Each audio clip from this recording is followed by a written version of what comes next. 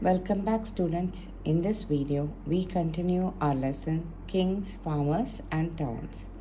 Today, we will explore how historians reconstruct the past using inscriptions and other sources, and also understand the limitations of historical evidence.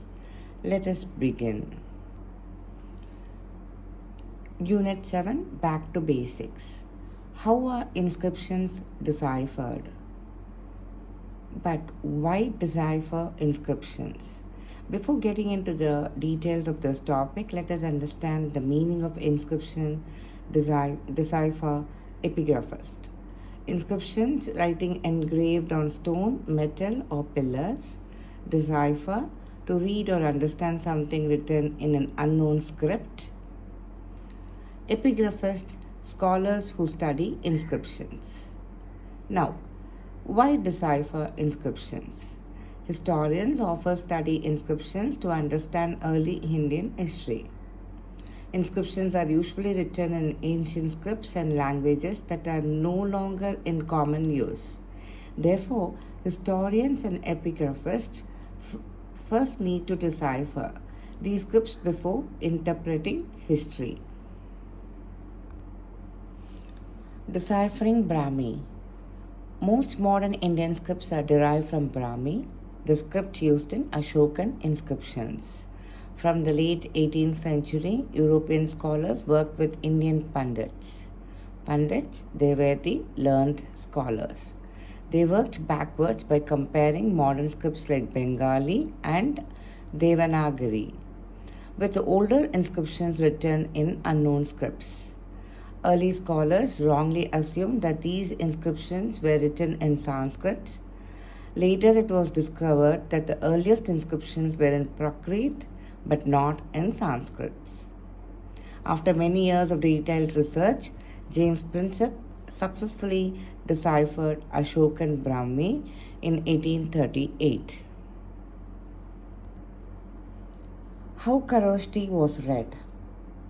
Kharoshthi was a script used mainly in northwestern India. Its decipherment was easier because of Indo-Greek coins. These coins had the names of kings written in two scripts, Greek, Kharoshthi. European scholars already knew Greek, so they compared Greek letters with Kharoshthi symbols. For example, the sound appeared in both scripts in names like Apollodotus. James Prinsep identified the language of Kharoshthi inscriptions as Prakrit, which helps scholars read longer text.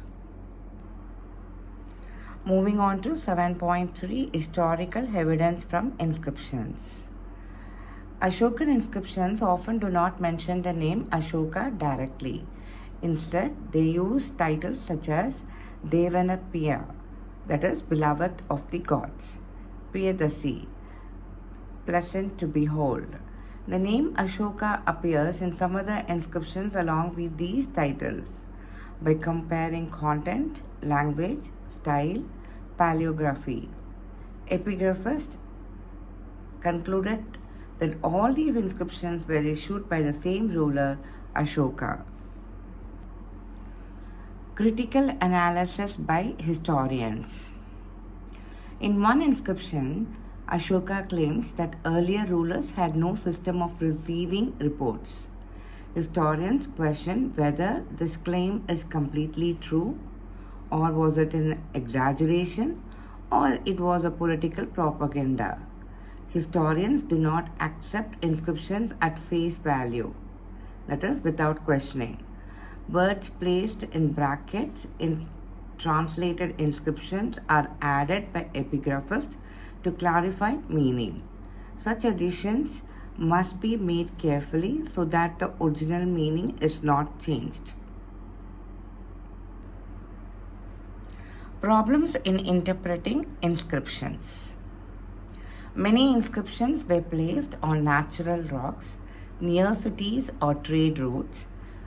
Questions historians ask include: could ordinary people read them? Were people literate? Did everyone understand the Prakrit used in Patliputra? Were the king's orders actually followed everywhere? These questions do not always have clear answers.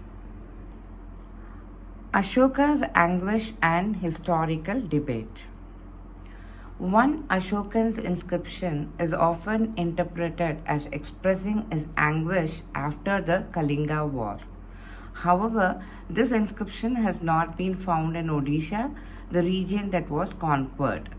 This raises questions. Was the inscriptions deliberately not placed there? Was the message too sensitive for the conquered region?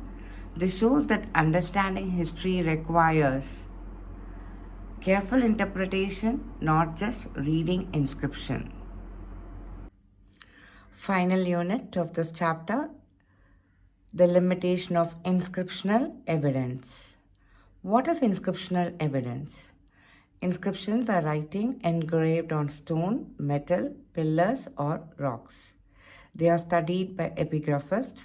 Inscriptions help historians understand political, social, and economic history. However, inscriptions have several limitations. The first limitation that we are going to see is technical limitations, under which we are going to see faint or unclear letters. Sometimes letters are very lightly engraved. This makes reading and reconstruction difficult. Damaged inscriptions. Many inscriptions are broken, weathered, or partially destroyed. Some letters are missing.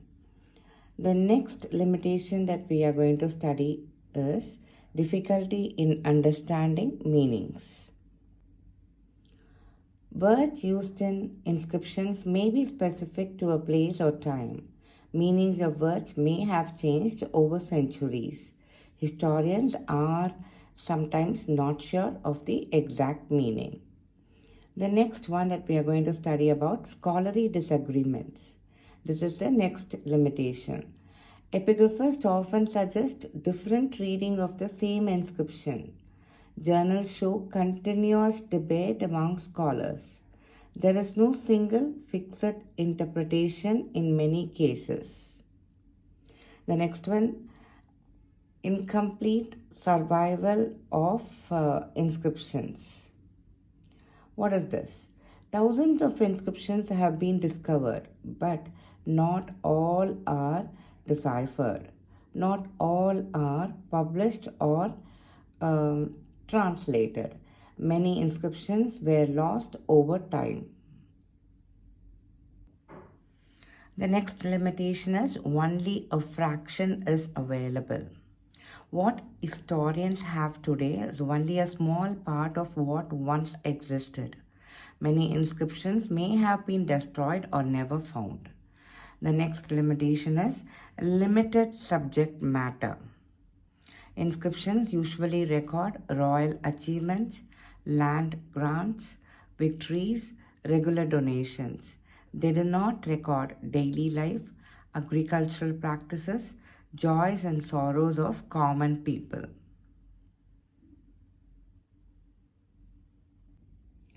Focus on grand events. Inscriptions focus on unique and important events. Ordinary routine activities were considered unimportant to record. The next limitation is one-sided perspective. Inscriptions reflect the views of kings, officials, donors who commissioned them.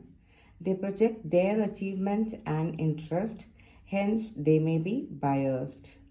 Need for other sources. Inscriptions alone cannot give a complete picture of the past. Historians compare inscriptions with archaeological evidence, text, coins, literary sources.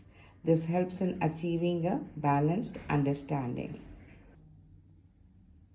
This brings us to the end of the lesson, Kings, Farmers and Towns. Make sure you revise all the units and practice the important 8-mark questions that have been provided. Consistent revision will help you perform confidently in your board examination. Thank you for watching.